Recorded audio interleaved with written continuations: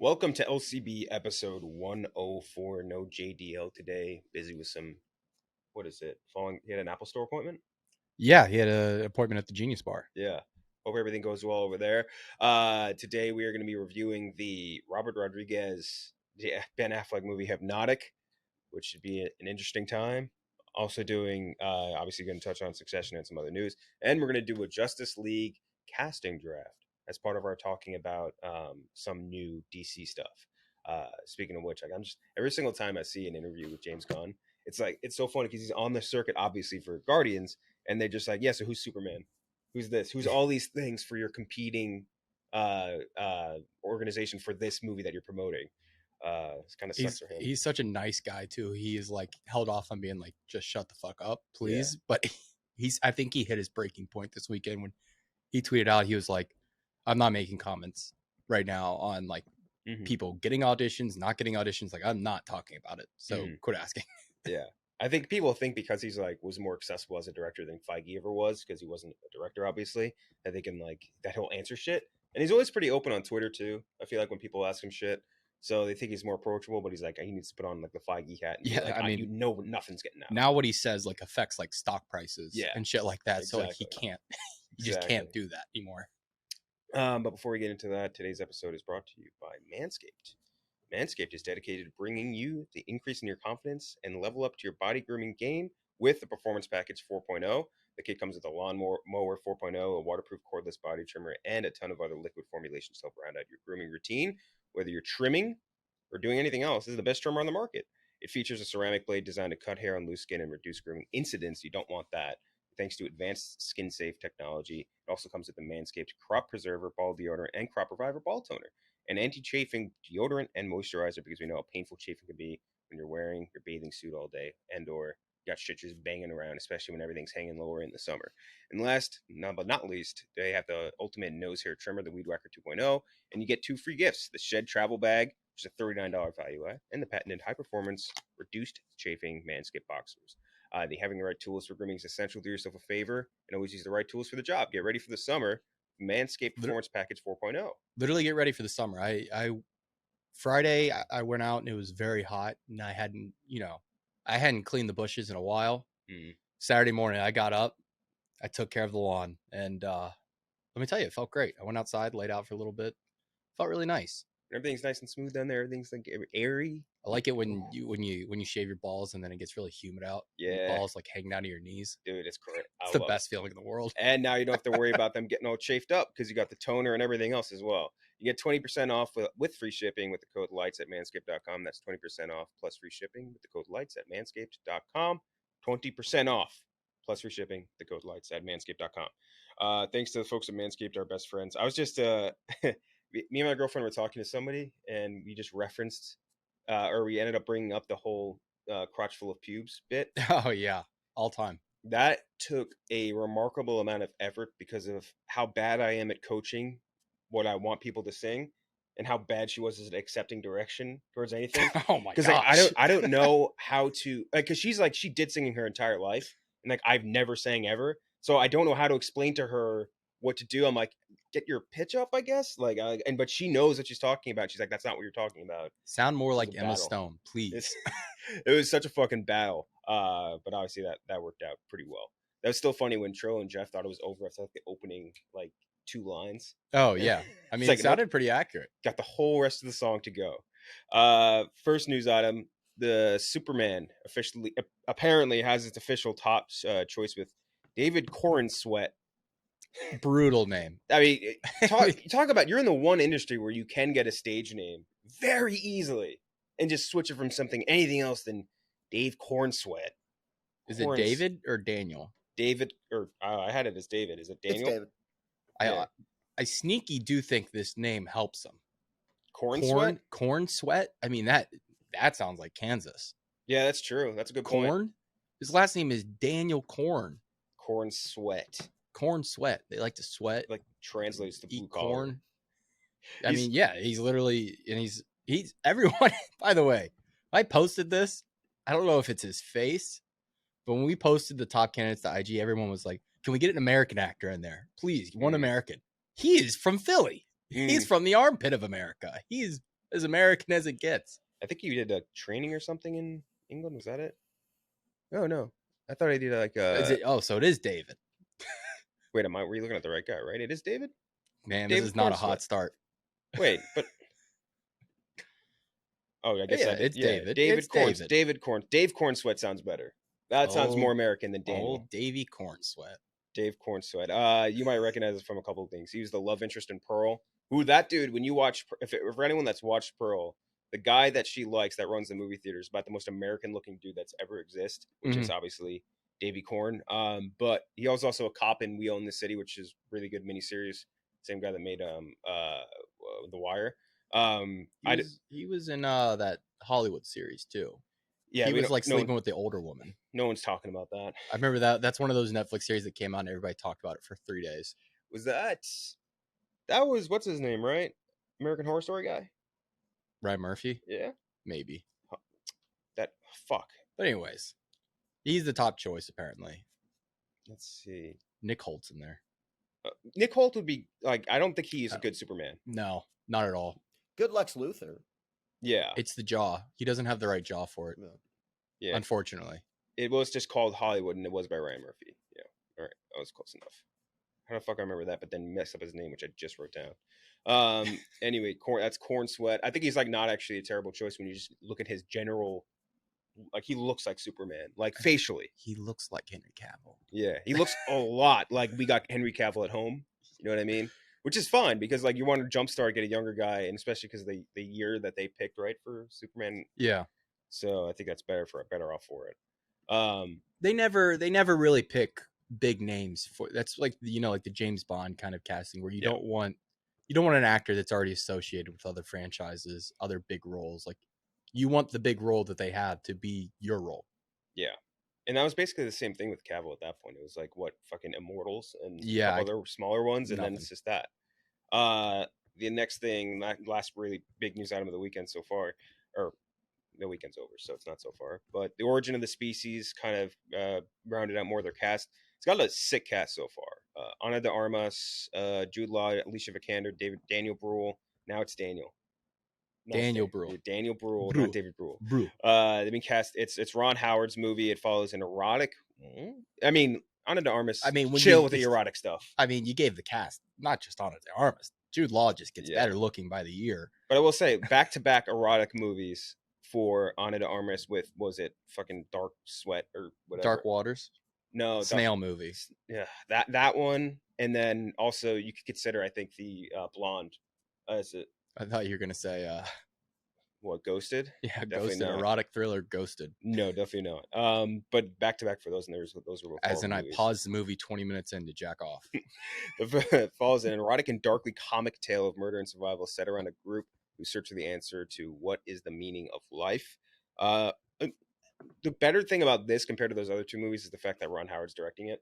And he's obviously, I think, got a way better track record than the other.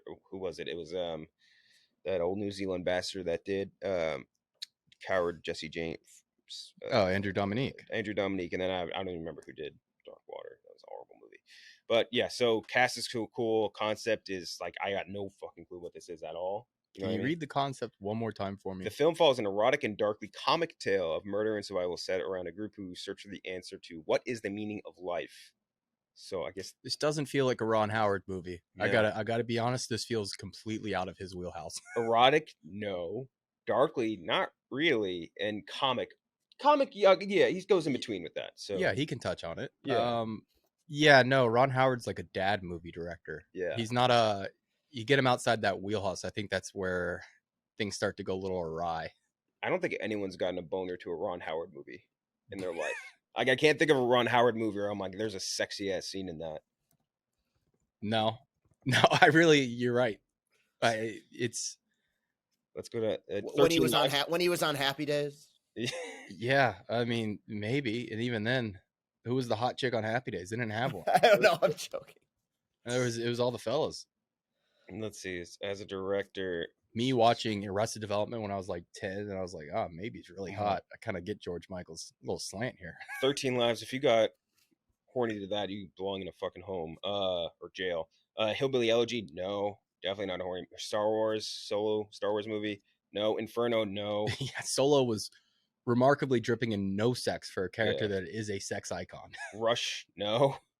Angels and Demons. No. Frost Nixon. If you got a Rush, boner. no, Rush had some hot stuff. Olivia Wilde was Olivia Wilde in it. All right, she was hot in that movie. I would say like Hemsworth is the hottest in that, I guess. Heart of the Sea. No. Cinderella Man. No. So what I'm getting at here is He's not a horny director. This doesn't feel like a Ron Yeah. Howard movie, which worries me because I think at this point in his career, he is what he is. Yeah, I still like him though. I don't know. I'm a Ron Howard guy, and maybe that's just because we interviewed him and he was so cool, very open about. Oh, I everything we're like talking him. about, so. I love him. Yeah, Alicia Vikander, where's she been?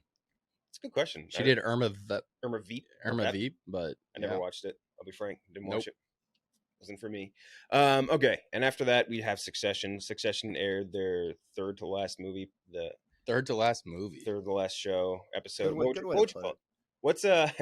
it? What would you say the what's the one before the penultimate? Is there a term for that? I don't know.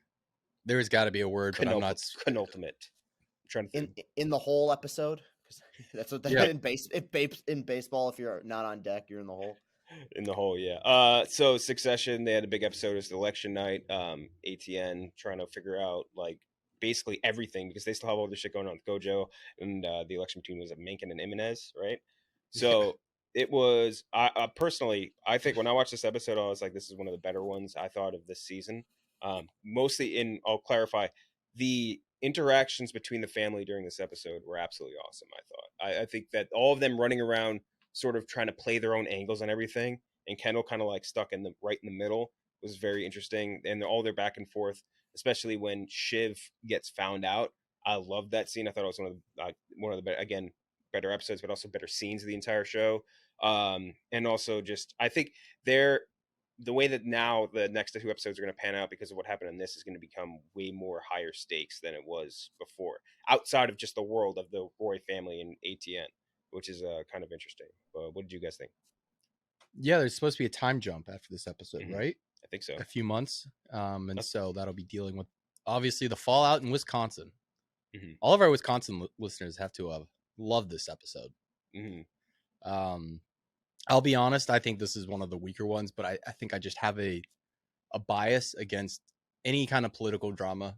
Like I just when you start to really pivot into the politics of stuff, I just kind of tune out. I can't do it, especially when you start to align it too closely to like real world shit. I'm like, I don't really need your take on this. Like, I just don't. I really don't. But like you said, the interactions between the family were fantastic. They were great. Like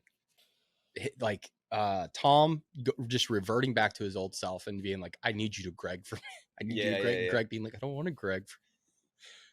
Buying the sushi scene was hilarious. Sushi scene was so good. I cackled. I was on the treadmill watching. I started cackling when he had the wasabi in his eyes. Yeah. Shout out that actor. He's one of the all-time that guys. Like, it's that guy. He's the strangest looking human being I've ever seen. Yeah, he's an all-time creep actor. He's a great actor. Yeah. But yeah, no, he just kind of shows up and you're like, oh, it's that guy. Uh-huh. When he Suits. They just showed him in the corner and I was just like, that's the guy from The Great. And like everyone has their own version of it. Yeah. Which by the way is back on air right now. I want to dive back into that. Great show. Yeah. But yeah, no, this like I said, one of the weaker for me, but I think I just have a bias against the politics. Shiv is very clearly going to go on the full offensive. I think that's what the last two episodes are setting up for, right? It's just going to be Shiv trying to undo everything that they just did. I don't know. She's off the track, right? Like she should just be. You gotta pivot at this point. You gotta pivot and change your plans. Mm-hmm. What about you, Chris? I like the whole behind the scenes of a newsroom on election night angle for this. I've never watched the newsroom, but I feel like I'd probably enjoy that element of it. I thought it was a fine episode. It did make me laugh. There were some pretty funny moments, just cousin Greg being a fuck up. But I guess the one complaint I have is with these episodes being as long as they are, it really exposes just how completely cunty every character is in this show. Now, that isn't necessarily a bad thing, right? Like, I do enjoy that, but when it's when you have such a long episode and there's nobody to like, it was almost like a game of one-upsmanship where every person was trying to see how much of a douchebag they could be compared to their siblings, which does make the show intriguing. So yeah, no, it's a good episode. I didn't know about the time jump, but that does make sense with the way things ended last night and kind of what they were implying was going to happen going forward. So yeah, I mean, another solid episode for a solid show. Yeah. I think solid show. You're lucky Jeff D. Lowe's not on this podcast fucking right now. crucify He would you. admonish you. He would admonish no you. shit. He would. Yeah. I think there's a lot of stuff that was really good about this episode, though, because especially not even just the family interaction, but I think that they showed like the as far as the political end of it, when you have the three sort of different stages of the political spectrum with like Shiv, then Kendall, then Roman. I think you have like Shiv acting like this guy getting elected is the end of the entire universe. And then you have Moderate Roy just being like, I don't really care as long as we're making money. Yeah. It makes sense from a money standpoint. I don't care. And then Roman just being like the dickhead antagonizer on the other side. Just it was very funny though, him going with Shiv back and forth, just being like false flag. That was very funny. Just back and forth. And then also just kind of getting into like the Nepo baby sort of end of it, where it's like, hey, I'm going to make a historically insane call for a news network because my sister did something mean to me. Yeah. That part of it is also just like that. It adds to what we love about, I think, these characters. And you're right. Like, and all of them are extremely hateable for different reasons, but very, very hateable. It reminds me a lot of almost like not in the same exact way, but with Veep. Like with Veep, you're watching that show. They're all bad. Every character in Veep is a bad person, but you're also at the same time, like that's part of the enjoyment of it, at least to me. Yeah, no, this episode sorely missed Logan. Like they needed someone to come in and put their foot down because all three of them were at different points saying this is what Dad would have wanted, this is what Dad would have done, and all three of them are just kind of twisting their own memories of him to further their agenda. And it's like, well, I don't know what Logan would have done here. He probably would have sided with Mencken. Like that's probably what he would have done. I don't know. I miss the big guy, as they like to say. The another scene I liked was when Shiv like corners Tom and tells him that she's pregnant. And he's like, well, what is this? Like a tactic of some kind? Like, and she just like, Dad. She acted like that was a crazy question. It was a very reasonable question. That's a very reasonable question after the shit they've been through. Like after everything they've done to each other, like that'd be like the least crazy thing. Yeah, faking pregnancy, like saying you're pregnant, that is very low on the totem pole of like wild shit they've said to each other. They played Bitey at a party 2 episodes ago. She did like she ran down the excuse list too. She's like, my dad just died. Can I have some sympathy here? I love him going, well, did you love him? Yeah, exactly. It's you hated him more than you loved him. He sent her with like 10 phones. She's like, yeah, sure. Like Adam Schefter's wife trying to talk to him during the off season, basically. But I did like a lot of those elements, and again, just the family back and forth during this moment, and all of them trying to play their own angles. Like Tom trying, like even beyond what the main three siblings are going through. Also, Connor Roy trying to steal some limelight, like just like a little bit. Yeah, the Conheads, we're coming. I love that part, and even like Tom and Greg both basically in the same boat, where they're just trying to like secure some sort of future that they don't necessarily have. And when Shiv cornered Greg in the room, it's like, you want to fuck me, Greg, or whatever, dude. I think Greg wants to fuck her. Yeah, I kind of got the vibe. Dude, that was a weird little pause he had. Yeah. The way he answered makes me think. Very funny. The way he answered, it was the second reference to Kentucky this episode.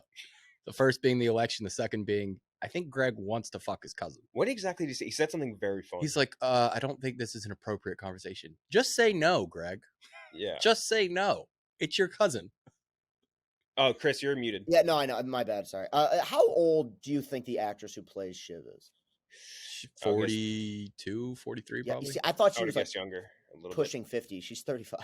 Yeah, I was gonna say 35 would be my guess. Actually, being a member of the Roy family to put you get some city miles on you. That's true. I don't know. Yeah. I don't know what the number does not matter because let me tell you, she just looks good every single. Well, she does. No, that's not a knock. I was just very surprised. You want to find what the line was because there's she goes, do you find me attractive? And I was like, what the fuck is that? And I kind of I realized almost immediately what the setup was going to be like. Do you want to fuck me? Yeah. But yeah, the way he like just kind of paused. What the fuck, Greg? What the fuck? Oh, you want to find what was it? It was something because he had like one of those like regular like remember when he was like doing the getting grilled at Congress or whatever. He was like that. There it be. I mean, yeah, so that's maybe the best part of the whole show is Greg getting grilled in front of Congress. All right, here, Yes, here it yeah, is. yeah. Oh, because she grilled him about going to get a drink with Matson because that's when he found out about the entire points thing, the fact that she was in bed with him. Do you find me attractive, Gregory? That was it. It wasn't do you want to fuck He me? just That would've been rough. pauses Yeah. for 5 seconds. I don't think of things such as that. That's such a great. I love, dude. He's so fucking funny. What a Correct. character. God damn it. God damn it. Yeah.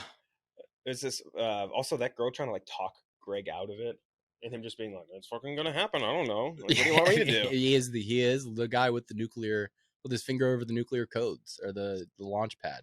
Yeah, he's just like, I don't know what you want me to do, man. But yeah, I think that was a really good episode. I only watched or I watched the preview thing for the next episode. All I saw was like they had a little bit of the funeral, I guess, for Logan because we haven't gotten that yet. Right? Oh, that's true. I Yeah. didn't watch the thing.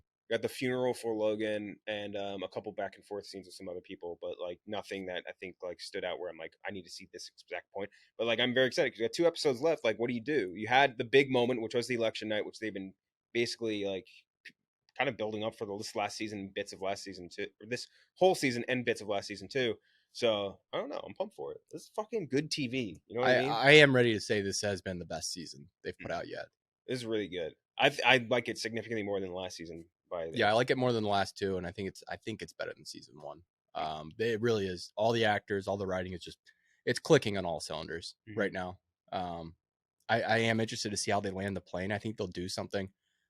I think they might end on an optimistic note because that would be the last thing anybody would expect. I don't know how they bring that about, but ending on like an optimistic note would be so against what the show has done for 50 episodes now. Yeah, I don't know what else you do too. It's like, what do you have the whole Roy family go down in a plane crash? Right. Like, Well, that's the thing is, how would you define optimistic note? Because I feel like this show does a weird job. Does a good job of kind of walking that line. I don't know what that would be. I could see them all winning. Is what I'm saying. I think the obvious thing would to have them all lose. Yeah. I think that's where the show has been steering for a long time, is to have them all blow up in all their faces and them all end up behind bars or dead in a ditch somewhere. But I think the difference would be like Kendall ends up fucking CEO. Shiv ends up running what is the other PG campaign or whatever, PGN or whatever the Pierce. She ends up running Pierce. And Roman's like running Gojo or some shit, or in the West Wing. Like that would be like the most like anti like what we expect thing. Yeah, I'm excited for the episode, and obviously we'll have Jeff will give his thoughts because he's going to be on the episode of the long take later. Yeah, let's be clear. He's not out for the Genius Bar, the visit to the Apple Store, or the dozen. He's got a big load in his pants. Yeah, it's not poop. Just big old pile of cum. He's just sitting in it. Yeah. He's literally glued to his seat. Like he can't get up. He sat down in his chair. The cum stuck him to the chair. He couldn't get up. Once Minkin delivered that final speech, yeah, Jeff deposited the biggest load you've ever seen. Passed out. The cum is dried to his legs. He's cemented into his seat. The fire department's at his house trying to get him free of the jaws of life. Oh man, he loves Succession, doesn't he? Oh, he loves it. That show. I just love that image of him just like literally plastered to his seat. He can't get up. It's like one of that. It's like the Titans in Attack on Titan. You know when they harden. I was thinking Randy Marsh in the episode of South Park when went out internet porn. He's just like fucking glued. He just can't get up. He's in a chrysalis of cum. He busted like 3 gallons of cum, and just like he passed out because of the exertion, and then it just stuck. Just it's like skin is becoming part of the leather, like that dude in 7. Jesus Christ, the fat guy from 7.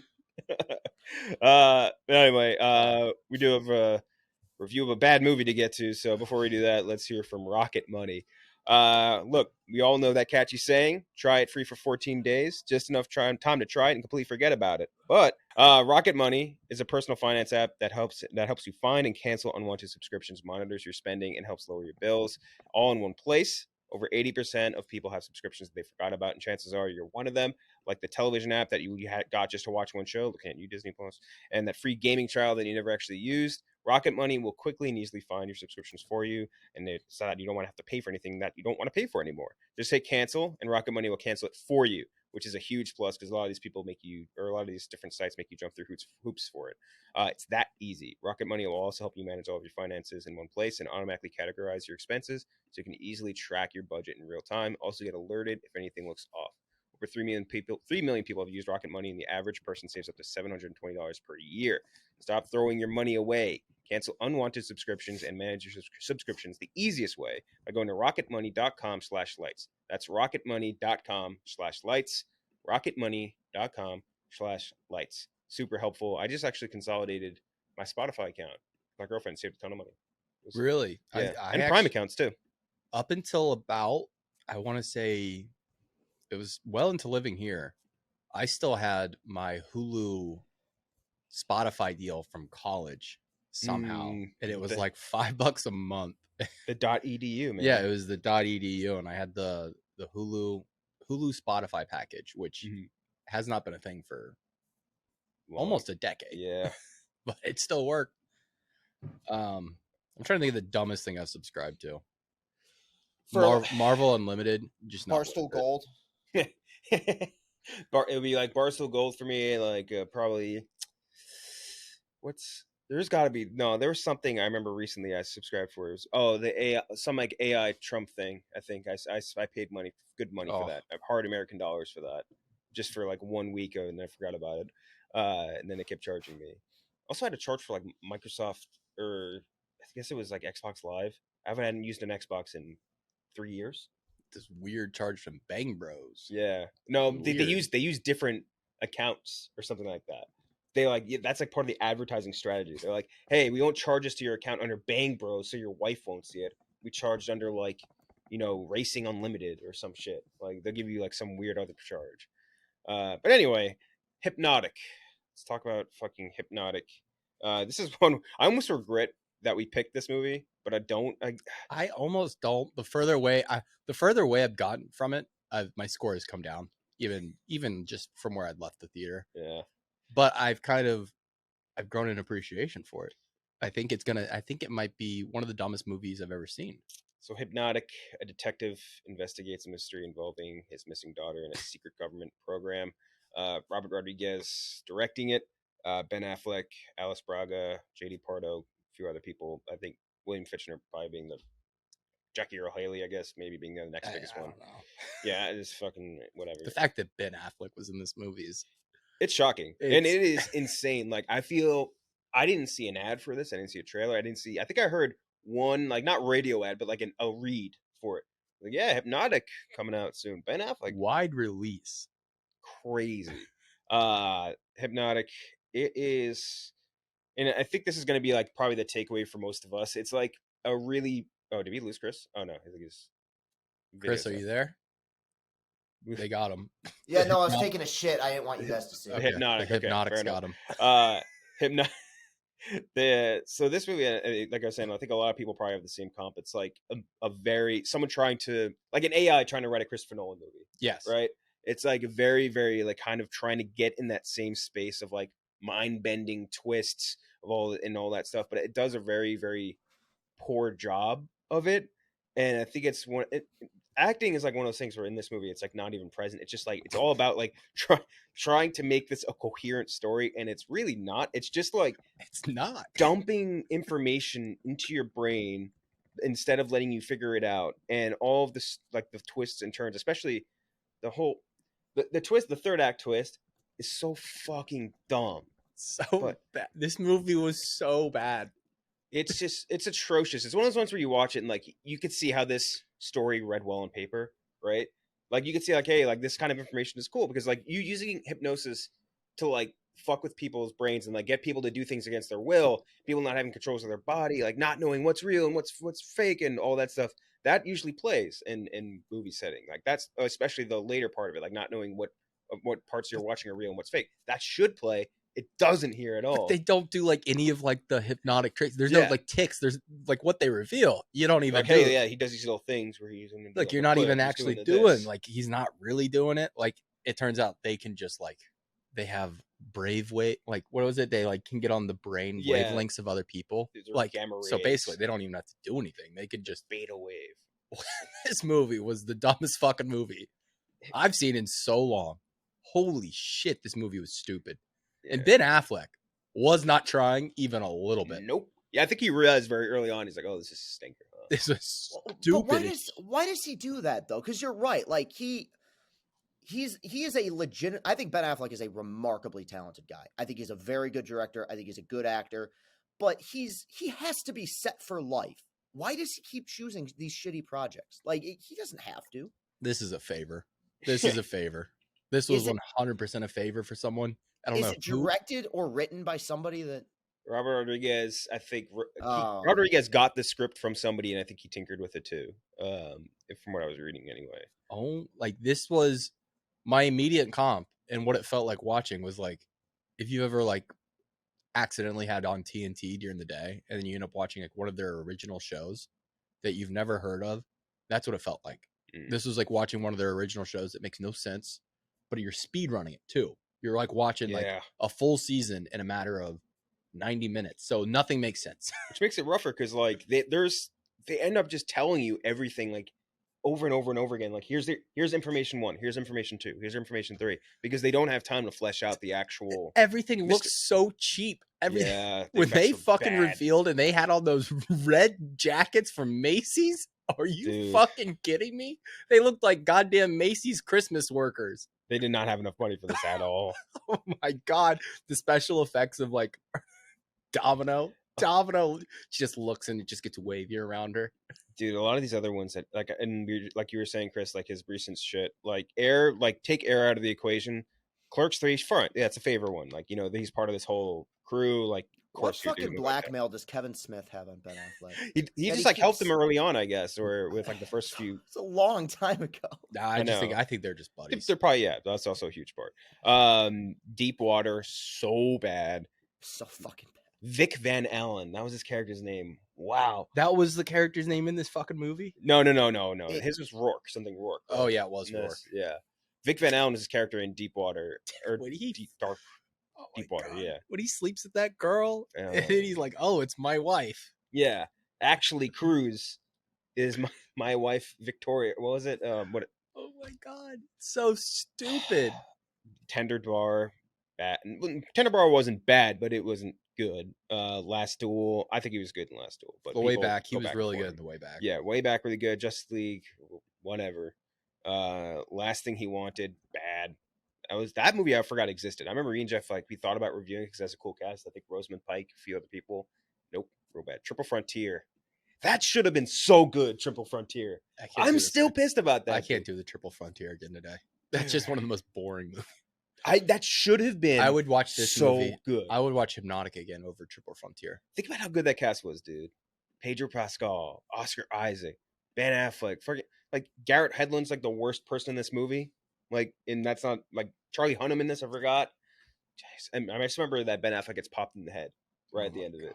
But anyway, Hypnotic, a movie I'm landing at like a 32 for this, and I think like Gooch, it'll age worse for me over time because the more I think about it, the more I have a distaste for how they decided to unravel everything, or not even really. They didn't even. They dumped it. It's like they kind of just plopped it in front of you like a plate of spaghetti, and they're like, "Here it is." Yeah. And it just felt like you're saying, like, this is definitely going to be, I would imagine, like the widest consensus just to rip off Nolan. Just like a very poor imitation of like an Inception or whatever else. I'm trying to think of what would even be more apt than Inception. Memento, yeah, for sure. But there's a lot like, dude, they even had the Polaroid of the chick in the fucking bank in the store box or whatever. Oh my god. Of the daughter. So shit, stupid. Man. This movie was so stupid. It's all that plus. I'm a Hypnotic. Oh, I am the Hypnotic. I'm the chosen one. How did I do that? I'm the Hypnotic. Me and Will Fincher. Am I Domino? God damn it, dude. Oh my god. So and the fucking dude. Was there anybody?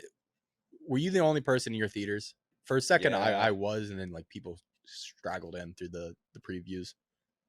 And my theater was laughing. Like there was 2 other people in there, and we laughed at like very non-laughing parts. Like when his partner starts ripping his like arm off, and we're just like, dude, he's gone. Like just shoot him in the head. Yeah. And he like just won't do it. And the way she shoots him in the head was just very funny. Everything that Jill was so fucking. Oh weird. My gosh, the effects were just God, I can't get over how bad the effects were. See, like The again, acting was terrible. Like, and then like they try to make that a part like of the storyline. Oh, like the dialogue was off because like you were in a trance. It's like no, the dialogue being off was just bad editing. I think it was just terrible. I think again, I think that my biggest takeaway watching this is that it was a poor execution of something that could have been cool. Like, I think if you gave this same idea to Nolan or to someone else who's better with like more mind bendy stuff, they do a better job with it. Maybe Because that the idea, like, anytime you have a movie like that where it's like, hey, this could be real, it could be fake, fucking thing's still twisting, you never know. Like, there's like that should be cool because you can really fuck with an audience mind with that concept, right? But like, they didn't do that. They didn't really do that. It's like you're in the construct, Rourke. Actually, no, now you're not in the construct. Now you're and like they're just dumping this bullshit in your face, and it's like the idea again could be cool, and like even the idea of someone being able to use hypnosis. I was actually watching this weekend Incredibles 2. Like hypnosis could be cool. You use hypnosis to, but you gotta like target actually powerful use people. hypnosis. You can't just be like, oh, these are super powered people who Yeah. just they're not actually using hypnosis.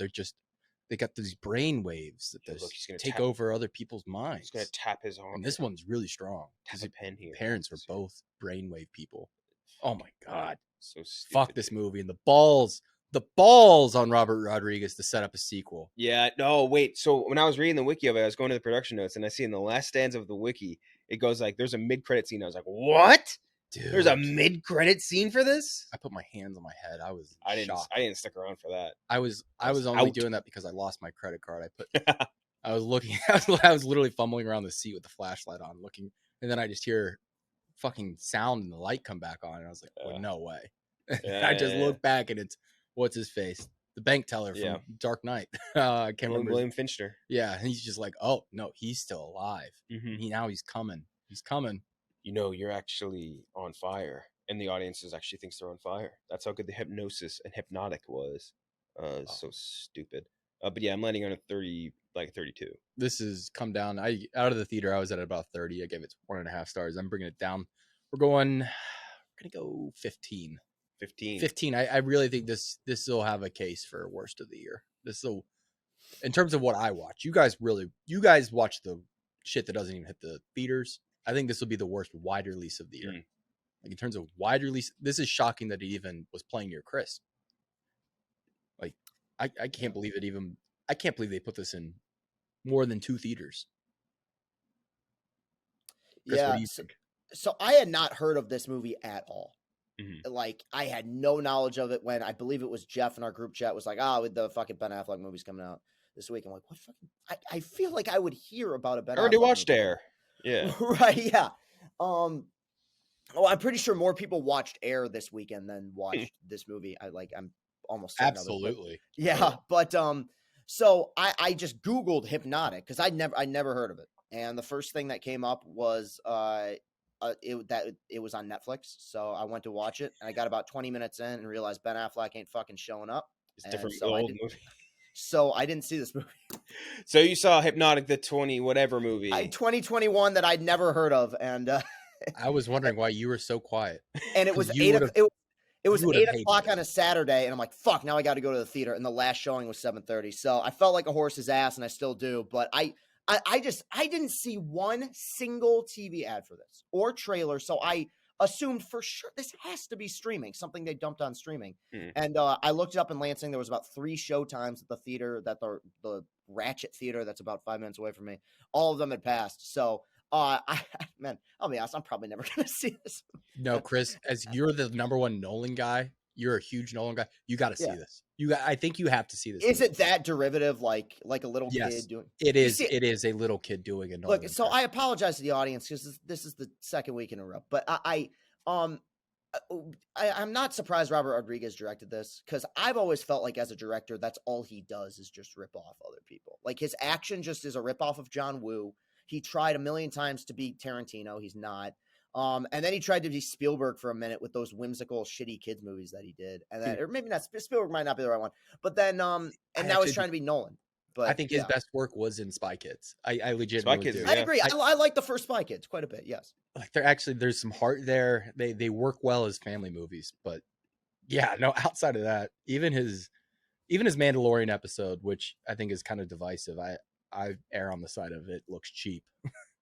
I liked it because it was very different than what the action we'd seen in Mando at that point, like him just beating the fuck out of the stormtroopers. Yeah, at the the club. fight scene was awesome. Yeah, it's like I like him. He clearly puts a ton of effort into his movies, and I think he has a lot of unique ideas. But he just, for every Spy Kids, there's a Spy Kids 4 stuck into, what was the name of that? Stuck Out of Time. The scratch and sniff one. Didn't he direct that? He did a lot of weird ones.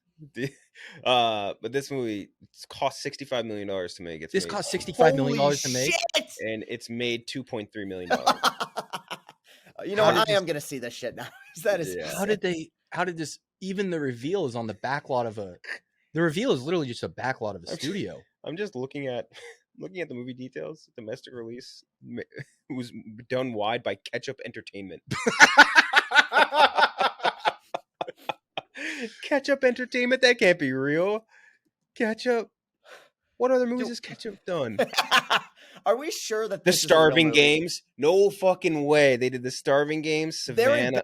They're in bed with Jason Friedberg and Aaron Seltzer? Is that what you're saying? Dude, I gotta see this. Those guys are in a ditch somewhere.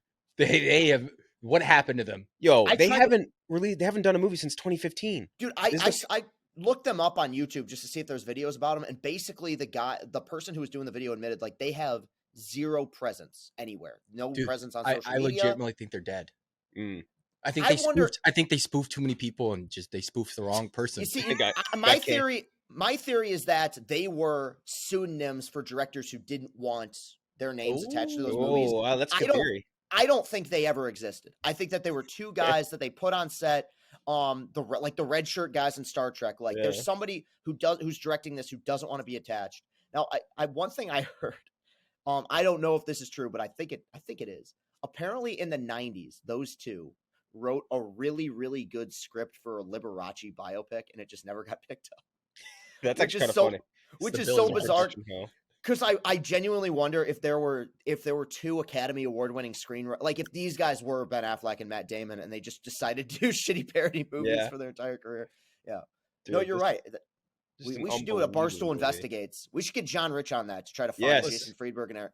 I'm gonna tweet him right now. I know people the general public hates when Hollywood makes movies about Hollywood, but a movie about Hollywood that I would pay top dollar to see is do like a spoof of that, like those two. A spoof of people making spoof movies? Yeah, it's the Disaster Artists. It's them making spoof movies, and then some like their disappearance. Like they show what actually happened. Like maybe they spoofed the wrong person. I would love to see that. It's just so funny. I'm looking at like the weekend chart. It's Guardians of the Galaxy, Disney, Super Mario Bros., Universal. This cracked the top 10. Book Club, the next chapter, number 3, Focus Features. There was a lot of old women at my theater. Are You There, God? It's Me, Margaret, Lionsgate, and then Hypnotic, Ketchup Entertainment. Ketchup Entertainment. There was 6 of The Office. They made barely more money than John Wick did. John Wick Chapter 4, which came out 2 months ago. Like this movie, not that long. But, This movie costing $60 million. It doesn't make sense. That's money laundering. Dude. I know we throw that joke around sometimes. This movie looked so bad. It's in 2,100 theaters. How's that possible? Well, I think Robert Rodriguez is a director that, by all accounts, he's very well liked among his peers. Mm-hmm. So I don't know if it was money laundering as much as it's the Adam Sandler syndrome, where you inflate the budget and you give all the money to your friend, which is, you could argue that's money laundering, but that's where he, Jack and Jill had a $70 million budget and it looks like a fucking student film just because it was Adam Sandler paying all his friends. I bet. You say it was a favor. I bet Ben Affleck got paid a ton to be in. What did they spend $65 million on other? Because the max you could have paid him is the sets are literally just sets at the very end when they're Chris. There's these constructs and basically they build your hypnotic reality around these constructs, but they're basically it's the backlot of a studio is what they showed you. Do you know what this movie's kind of sounding like? And I think I am the first person ever to mention this movie in a sentence since it came out. Remember that stupid movie with Hugh Jackman, Reminiscence? Reminiscence, yeah. No, that's a good call. I did think about that movie early on, and I was like, this is a way worse ripoff of Nolan than Reminiscence. Right, and that was a Nolan ripoff. That was a big time Nolan ripoff. I mean, all the way, Jonathan Nolan, Lisa Joy. Yeah. Right, that's right. Wasn't it? It was directed by Christopher Nolan's brother's wife, was that it? Mm-hmm. I mean, she's done good stuff. She did season 1 of Westworld, which was very right. Good. Yeah, no, I'm not claiming a nepotism. I just know that movie played like such a Nolan. Oh film. Yeah, big time. That was Bizarro one. My comp for it when we first got in the studio, I was like, this is a Flatliners. Yeah, that's right. Like where it's like this is one of the dumbest concepts I've ever seen. Put the screen like it is just stupid. This movie is so stupid. Again, I disagree because I think the concept could have been good if it was a better director. Flatliners has a more interesting concept in my mind. Flatliners I think was always dumb. Like what was the comedy where he's like, yeah, I've been F-lining all weekend? It was Popstar. Popstar, yeah. He's like, I've been F-lining all weekend. Fucking Bill Hader flatlining himself. But again, I think this could have been cool because anytime you have like these folding layers of reality, you can fuck with your audience and it can be good. We've seen proof positive of that.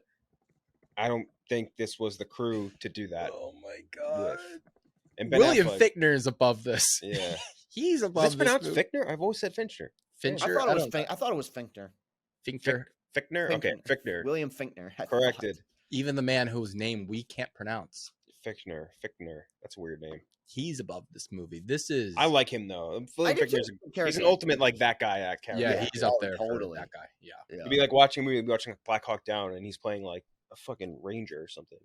Remember when he was supposed to be? Wasn't he supposed to be Shredder in Teenage Mutant Ninja Turtles? And didn't they make him like a different character because people got mad? That would make sense. Yeah, because he was in that. I remember. He also has like the same shotgun that the bank manager in Dark Knight uses, like that same sawed-off tiny shotgun in this movie.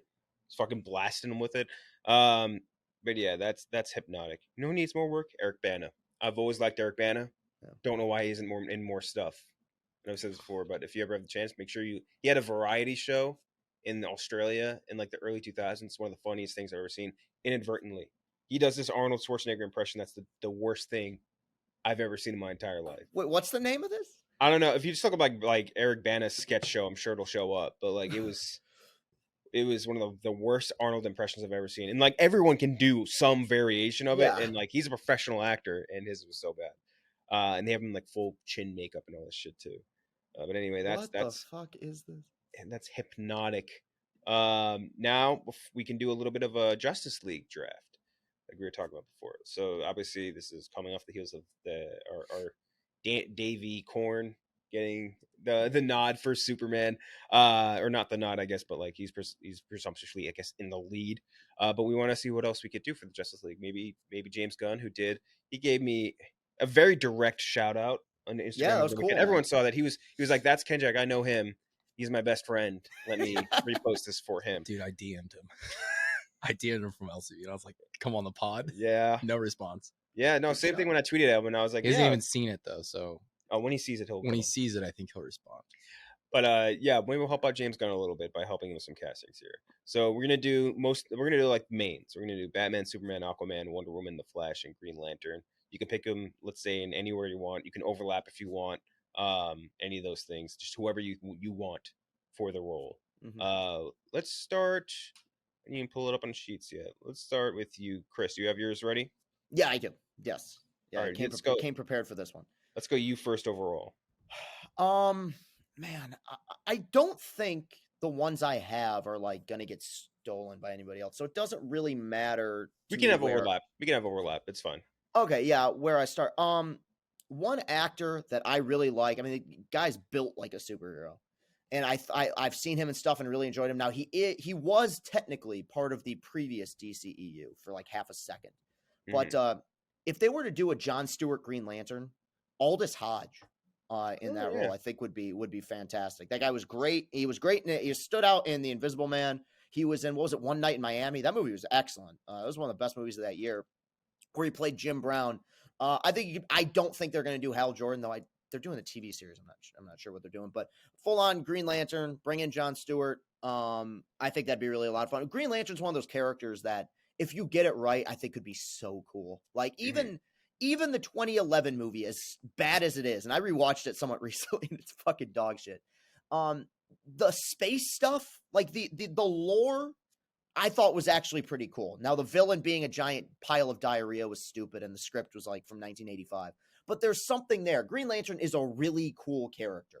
And I think Aldous Hodge would be great as Jon Stewart. Yeah, still not really brought to life on the big screen well at all. No.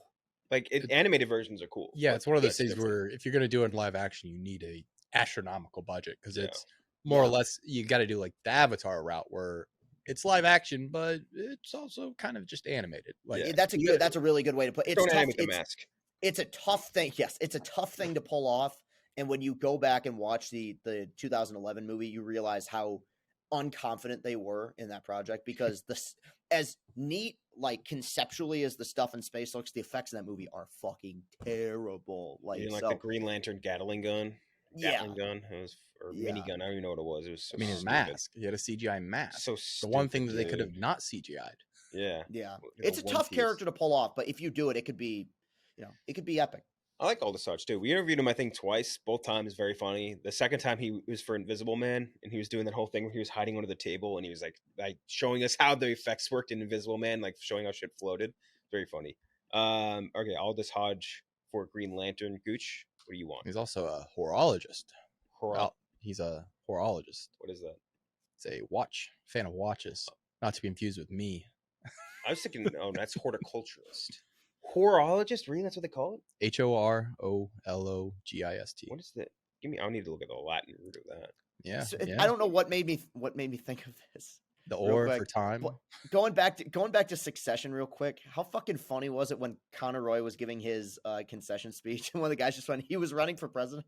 Yeah. literally. I think it was Frank. It was He's Frank, just yeah. like, Yeah. I think it was like the one thing Frank said the whole episode. All you con heads. All you con heads.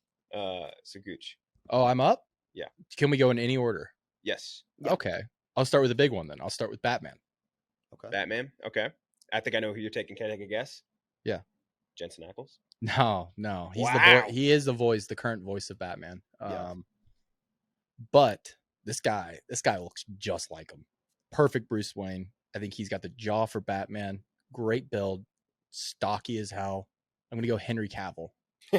He needs a role right now. Henry Cavill would be That would be so fucking funny if they did be that. a Holy great shit. Bruce Wayne. That'd be I mean, really funny. Think about it though. If Henry Cavill hadn't already done Superman, Yeah. he looks perfect for Bruce Wayne. He looks Henry like Yeah. that is exactly what Bruce Wayne looks like in the comics. Fuck yeah. He really looks like him. He'd just be so much meaner though. You know what I I mean? think he Like, can Batman's do it a though. meaner dude than Dude, think about his demeanor in Fallout. Fallout, yeah. I But mean, even then, he was like half good. Ugh.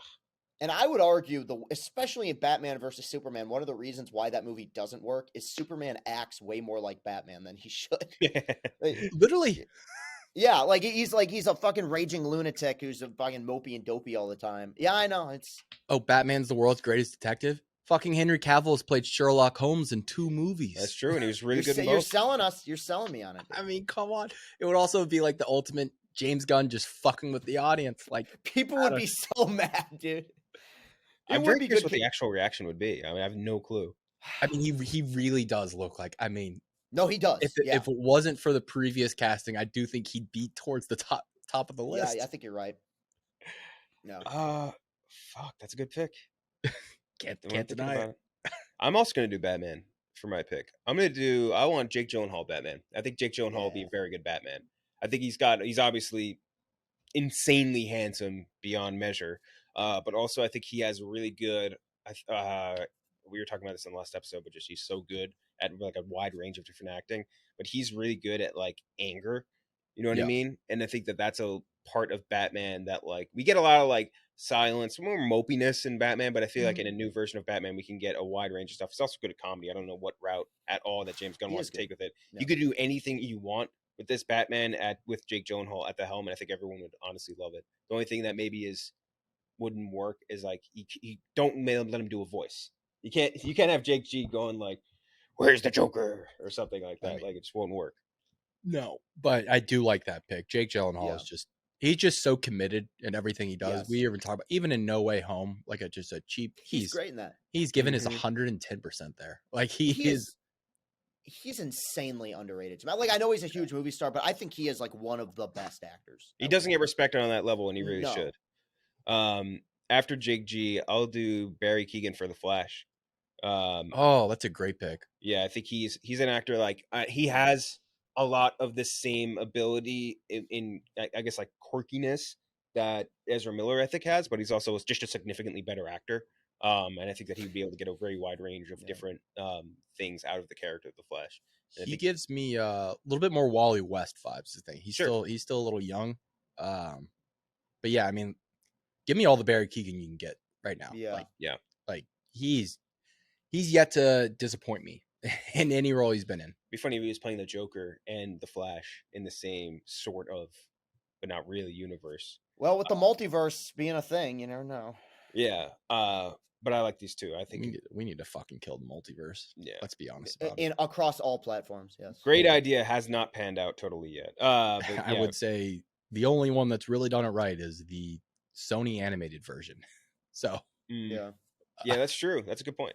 And when we see honestly their new one too, I think it'll make it look even better. Which is just not to completely derail the conversation here. It killed Marvel and DC Comics too when they did it. Like it was a cool moment, Infinite Crisis in the 80s, but since then they've kind of struggled with narratively wrapping things up and making it coherent for readers. So I do worry about the box of worms that both these companies have opened up with the multiverse shit. Hopefully it's more like just we're opening the door but immediately shutting it. Yeah, I think they need to shut the door on it. But yeah, Barry K for me. So I'm back up. You're back up. So I got my Batman.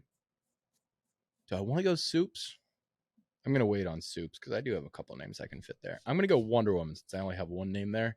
I want Alexandria Daddario. Give me her. She would have been a great Catwoman too. Yeah, she'd be a good Catwoman. I don't know. With those fucking eyes. Yeah. Yeah, those eyes. Those big, beautiful eyes. Giant white eyes. Yeah. Yeah. Which would look also great as Wonder Woman in a Wonder Woman outfit. I don't know. The outfit would definitely make her eyes pop. We'll see. When we get to my Wonder Woman, I think we have very different versions of the Wonder Womans we want. Wonder Woman, yeah, you can go a lot of ways with her. She's supposed to be...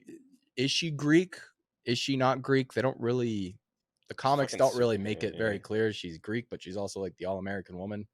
Yeah. So yeah, you can go a lot of ways there. I do wonder how much of a... That's like the one thing they didn't announce was what they're doing with Wonder Woman. Yeah. Are they bringing her back? They said they're doing that series, whatever, with like the sisters of the Themyscira. Yeah.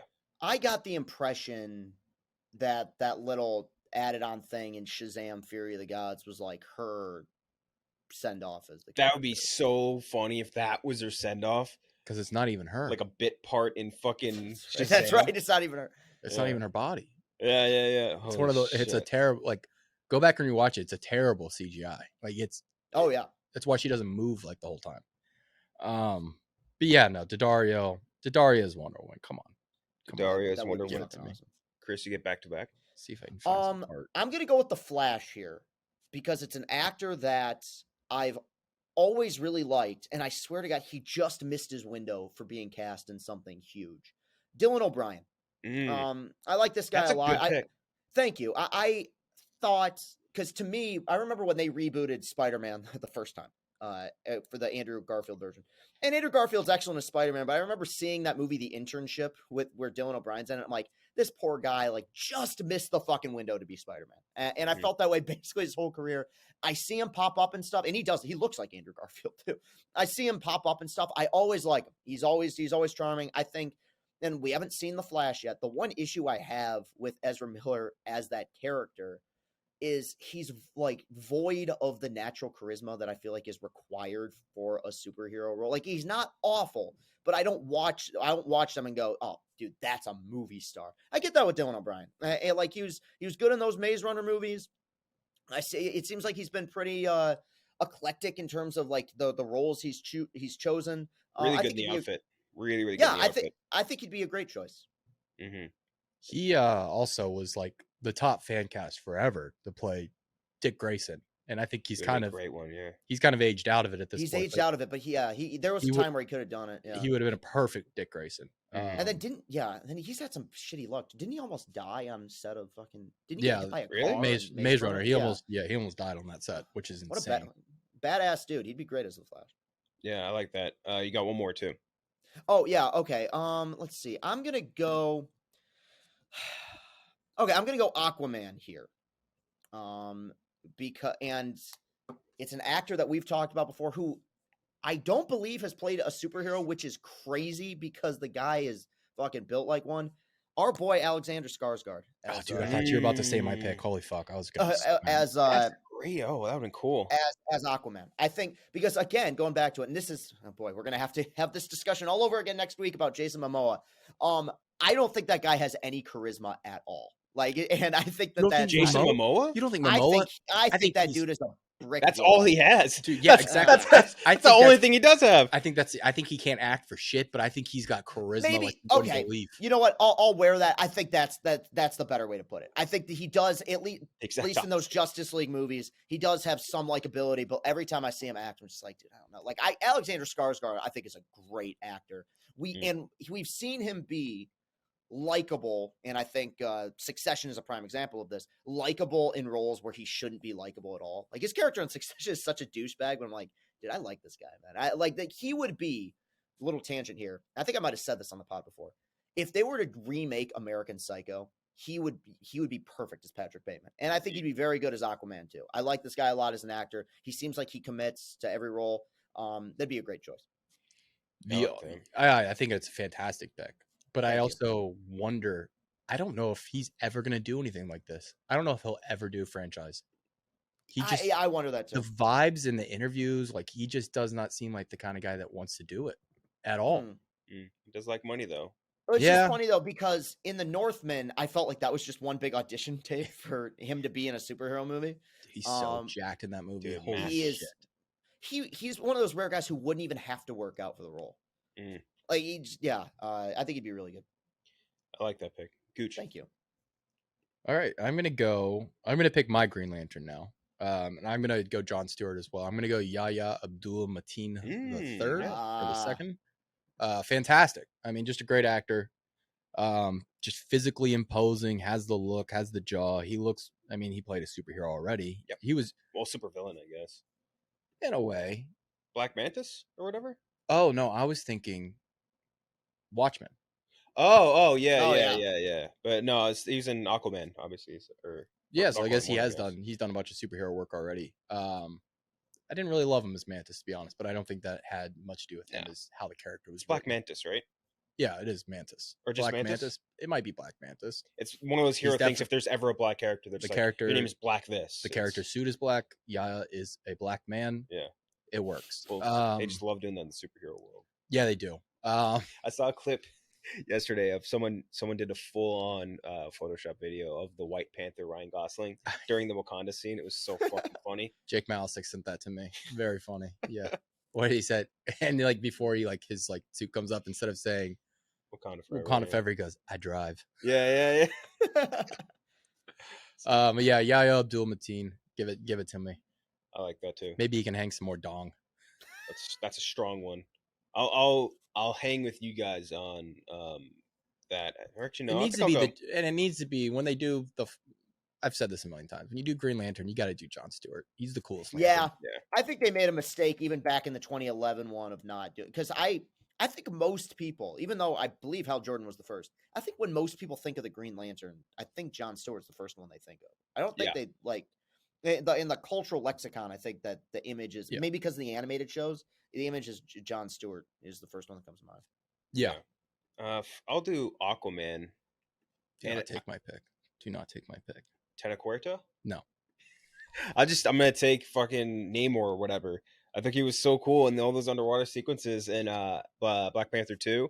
And I just think he was like a very, I don't know how to put it, but like a good subtle actor in all those scenes. And he was really good at the fight sequences. He's big, he's jacked, done the work already, has the experience. People might be like, it wouldn't work, right? Like this wouldn't work because people would be like, you're just doing the same dude again.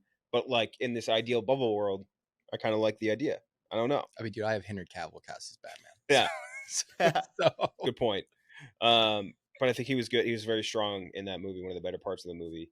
So I'd like to see him as just a different Aquaman 2.0, basically, because isn't Namor or the Submariners before Aquaman, right? Like, yeah, I think Namor was before Aquaman. Yeah, I think that's right. After that, I'll do Wonder Woman first. Lashana Lynch. Very different, obviously, because like you're going for more the look. I'm going for more the power. Like I think like you talk about someone who is incredibly good at fight sequences. I don't think there's any woman in the game right now who's stronger than Lashana Lynch. Because like she obviously great in the last 007, No Time to Die or whatever.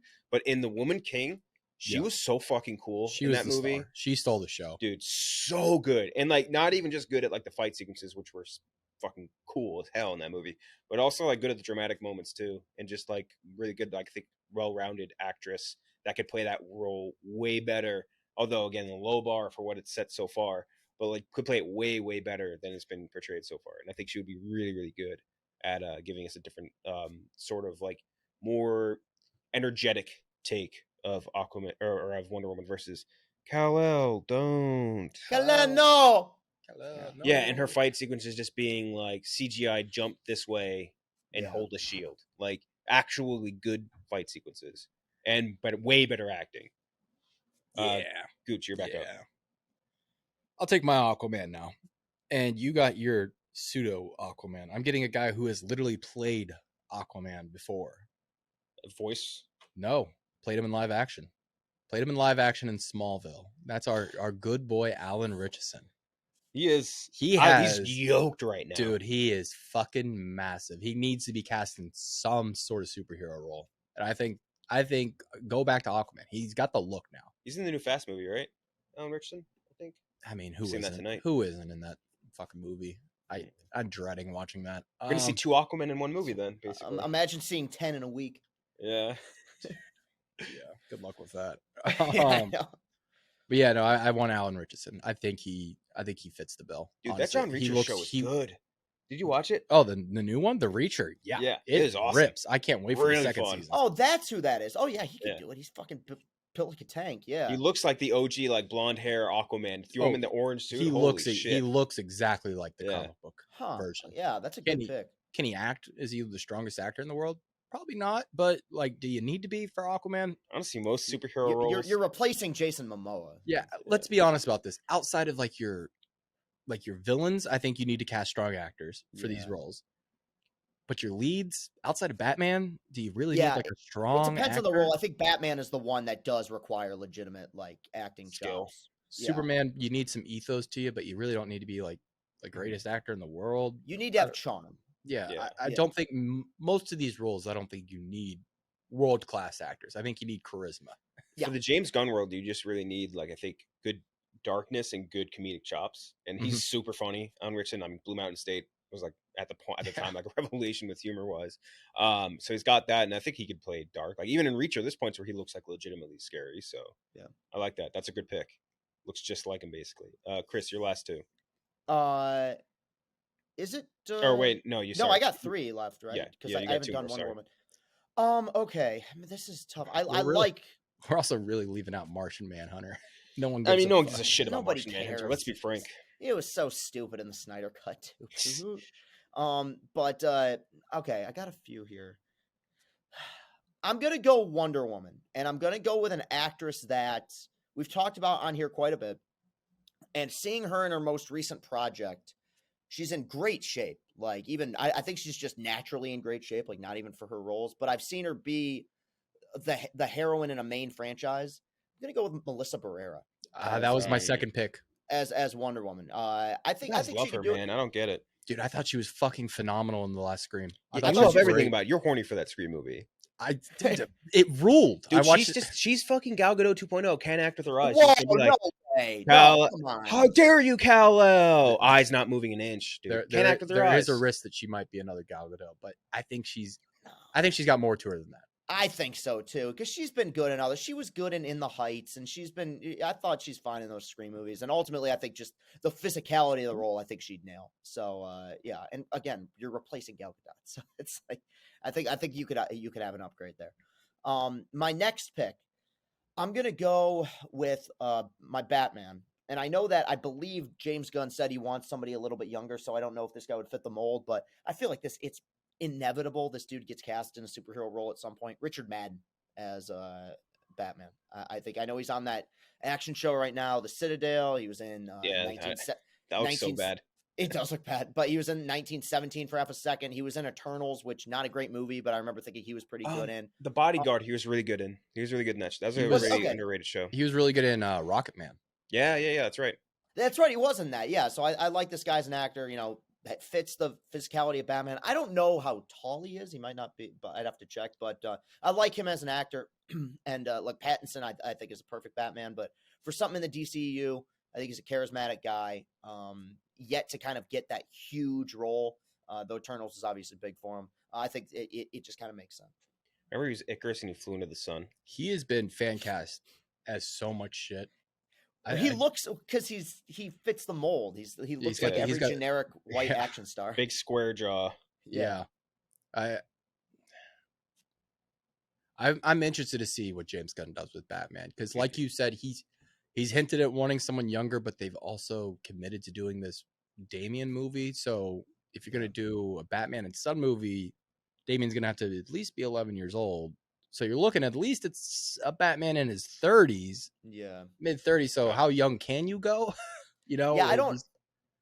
When did Batman start? I guess the question, because like what Pattinson in The Batman is supposed to be, what, 30? I don't even know if he's supposed to be 30. I think he's even younger than that. Did I say younger? I think I meant to say. I think James Gunn's actually looking for an older Batman. I'm sorry. No, I think he has said younger. I think James Gunn has said younger. Like he wants to go younger with it. But at the same time, like I said, like he's doing this Batman and Son movie, so you got to be at least an older Batman. Mm-hmm. Somewhat older. You can't be fucking 25 with a 10-year-old.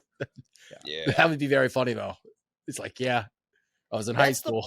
He does have Donnie from fucking, what's it called? Adam Sandler and That's My Boy. Oh, yeah. That's the problem with the Robin characters. There are very dated elements to that character that you need to update for the 21st. Like, I mean, okay, I know they're not doing Dick Grayson, but if they were, you can't have a main character named Dick in what fucking movie. I love James Gunn. I want him as far away from the Batman projects as possible, because it's really okay. Well, not like as far away. I don't want him writing. I don't want him doing the James Gunn humor. It's a character that Batman doesn't need to be funny. Batman isn't funny. Like Batman isn't funny when he is funny, he's very funny though. Like he'll just have like one comment, and that's what makes it funny, because it's like out of character. And it's him being an asshole. It's not him trying to be funny. Yeah, like I don't need Batman to be funny. Yeah. Like, and I can just imagine the field day James Gunn would have with a character named Dick Grayson playing into like all the obviously like pseudo like homoerotic shit with Batman and Robin. Like James Gunn would just have a field day with it. I trust James Gunn completely with the DCU, but I just don't want him in that writer's room. Well, he's not. How much of an outside of overseeing it and doing the Kevin Feige role, like he's not directing that one, is he? No, he can't be. He's directing Superman. The only one, I think the only one he's going to be really hands-on with is the Superman project, which I think he's perfect for. I think that's a great. I think he'll do a great job. That'll be different than the last take we had for Superman, and even probably the last. It'll actually have some color and personality. Yeah. Gooch, your second to last pick. What do I have left on the board? I have Flash and Superman. All right. I'm gonna go Flash. I'm going to go Aaron Taylor Johnson as Barry Allen. Listen, he's already played a fast guy. He played a fast guy. He played Quicksilver, and they fucked that character up so badly. And Aaron Taylor Johnson, he needs a win. I don't think he's going to get Bond as much as I think the entire internet would love to see him play Bond after his, awesome machismo styled out role in Bullet Train. Yeah. I just don't think the Broccoli family will pick an actor as big as him. Yeah. But I do think he should be back into the franchise game. I think this would be a good fit. If it's not this, his name has been tossed around for Superman. I don't think he'll get that either, though. Yeah, I don't see that. Man. Flash could be interesting. Going back to what you said about Flash and Ezra Miller's head ass. Barry Allen is a womanizer. Like Barry Allen is a flirt in the show. He's a flirt in the comics. He's supposed to be this charismatic, funny dude, and he's just not. Like Ezra Miller is just not that. At all. It was bizarre the direction they took that character, and I think it was a combination of things. One, you already kind of have that with Batman, so I feel like they didn't want a ton of overlap. And secondly, I think that post Batman versus Superman, they were so desperate to have a comedic relief character that they were just like, it's got to be the Flash. Just make him a huge nerd. He's more like a Discord admin the Ezra Miller version. Yeah, like It's he's so that just happened. Do you want to be my Discord kitten? Or something Oh like my that. That's him. That's Meow. the version meow they for did. me. Meow Yeah. for me.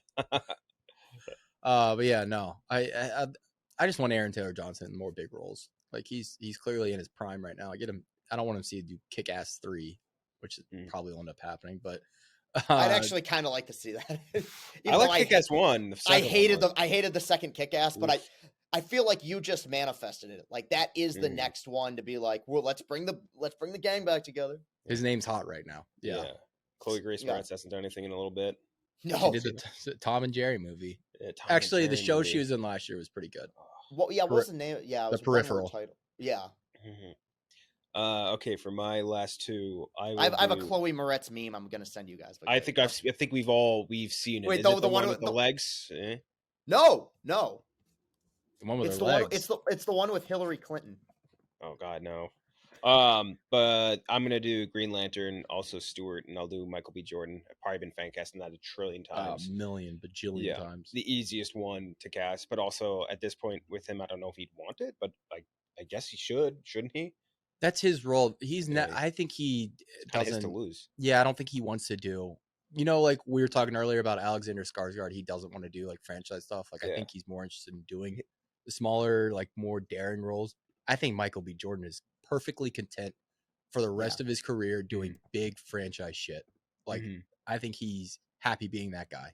And also, he has to be. He's built for that. Like he's the most movie star of any movie star I feel like we have right now. So that makes great sense. charisma, great in these sort of, and like even when you look at obviously him as Killmonger, he was like a lot of range there, especially when you look at that versus Adonis Creed. I think if you get him as Green Lantern, you'd be able to get like a very like nuanced sort of performance. Like you can get obviously the comedy that James Gunn's going to want in it, but you could also get go to a lot of different places with it. And then I'll round out with my Superman, Dave Corn. I like Dave Corn. I just look at Dave Corn and I'm like, Dave Corn is Superman. Like that guy is David Corn Sweat, right? Dave Corn Is it Sweat. David? I still have it written down in my notes as Daniel. I don't know why. Well, I'm gonna stick with it. Put it on the graphic too as Dave Corn. I like Dave Corn as my Superman. So Dave Corn and MBJ rounding me out. See, I thought you'd be more daring, and I thought I'd get that. No, I'm stealing Dave Corn, but he could also take him. I don't. We have all Supermans all across the board. If all three of us took Dave Corn, I think he's gonna get it, and I think he's gonna be good at it. But right now, I'm like, who gives a fuck? Superman is a character that more than almost any other one, he needs to be like made interesting. You need to forge a way to make him an interesting character because, like, yes, he's the superhero, but like he's just not that interesting. I think the James Gunn take will change your mind. I agree. Him just being like an overly optimistic person can be interesting. Like just a symbol of optimism. I think if you do it right, it's very compelling. You make him into Goku. That's how you work him. Like, literally, Goku was a ripoff of Superman. But Goku's better than Superman in every way. Goku would beat Superman's ass. Dude, no. Are you kidding me? No. I don't even think he'd have to go fucking Super Saiyan 1. Dude, Goku beat Superman's ass. Dude, Goku gets ripped in his own universe now. It's sad. Dude, he's a beast, and he's like the cooler. I think maybe because he's a dad too. No DBS spoilers, but good lord, what have they done to my boy? He's a fucking monster though, and I would take him over Supes any day. But yeah, so I'm gonna go Dave Corn, MBJ, Gooch, you or Superman. Fuck. You could pick them. We have overlapping picks if you want. No, that's not fun. I fancast Henry Cavill. So people are still never going to let it go. I don't think the internet will ever let it go that Henry Cavill's no longer going to be Superman. He was a good Superman too. Like I know people kind of give that shit. I don't like the way the character was written, but physically, I don't know if there will ever be a better physical fit for Superman. Like you look at that guy, you're like, he's fucking Superman. Yeah, perfect look. Like obviously physically huge. Yeah, just writing was a little different. I still love the scene where he first learns to fly in. Awesome. Man of Steel. Yeah. I'm a Man of Steel defender. I love Man of Steel. I'm not crazy about it, but it has great scenes sprinkled in it. Like I love the opening. Like on Krypton, I always thought that was really cool. I actually thought that it was so fucking bizarre and weird that I did like it. Yeah. Yeah, and Zod, I still think was good. We're gonna see him again in the Flash. Gonna see him again. Yeah. You know what? Give me Elvis Superman. Give me Austin Butler. Oh, ew. Oh, I think he could do it. I could totally see that happening too. That's gross. Listen, grew up in Kansas. Yeah, that'd be such a gross Superman. I'm here. I'm working Jesus. at the Daily Planet. Jesus. Got my nose on the beat of the story. Man, Lois, look at me, Lois. I'm not a Superman. I'm not Superman. It's a fucking gross pick. That's disgusting. Dude, I think it would work though. This was just a little look at He's his face. so gaunt. Like, that is just not Superman. He's got the frame to build out though. You know, like when like Oh, he'd bulk up. Yeah. He would need to gain like 100 pounds. he wouldn't need. Oh no, He's so gaunt. He's like his fucking twig. Even in really is he really that small? You pull up that picture of fucking Dune 2. He's still gaunt as shit, and he's like a gladiator in that. Austin Butler, shirtless, hot. Yeah, no shit. He's gonna be hot. He's too. In your previous searches already. Oh man, he's 10 years old in these pics. I can't look at these. You did that on the Barstool Wi-Fi too. Fuck, they're coming for me. Dude, he's just no. He can't be Superman. I veto that. Paul can't. I gotta go back to Krypton. Chris, round us out with your Superman. Okay, this is a guy who I hated for a long time, and then I realized I don't hate him as an actor at all or as a person. I've seen him in interviews, but he's on a show where like I hated him the way that you hate the quarterback who like in high school who fucks the girl you have a crush on. Jacob Elordi from Euphoria. I think would be a good. If you're doing a very young Superman, I could see that working. Yeah, he's gonna be. I think he'd be a good Bond. I know he's Australian, but I think he could pull that off.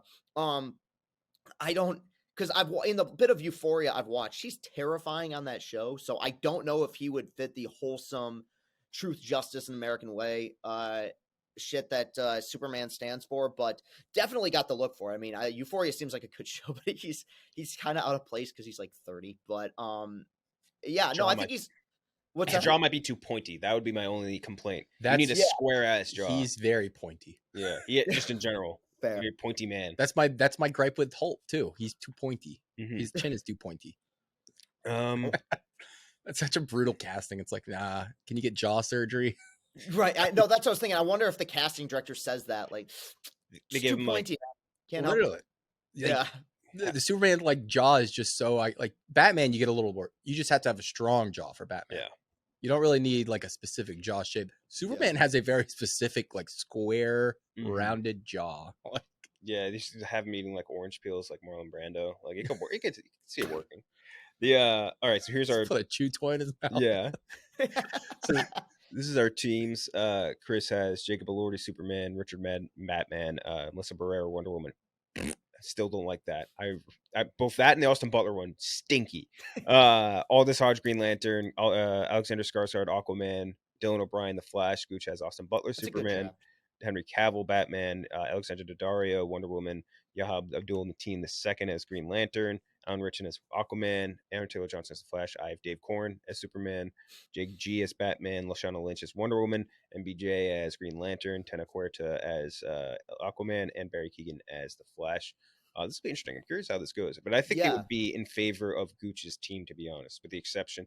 I think people will disagree with you about Butler, but I think the rest of this list is extremely strong. There we go. Knowing the comics pays off. Being a nerd. Yeah. Knowing the comics. All right, so that's our draft. We'll be back on Thursday or Friday, I guess. With and Jeff. Be on that. Yeah, once he gets removed from his chair. Yeah, once he gets cut out of his chair. I'm gonna be laughing about that all day. Dude. He's gonna. Sorry. Also, I believe the next time we record should be in person. Next, because everybody will be in town. I'll be here for the dozen. I don't know what the play because that'll be Monday. But yeah, we'll figure it out. Yeah. But yeah, so that'll we'll be back on Friday. So far, once Jeff is cut out of the chair, still might be a little sticky, but we'll work it out.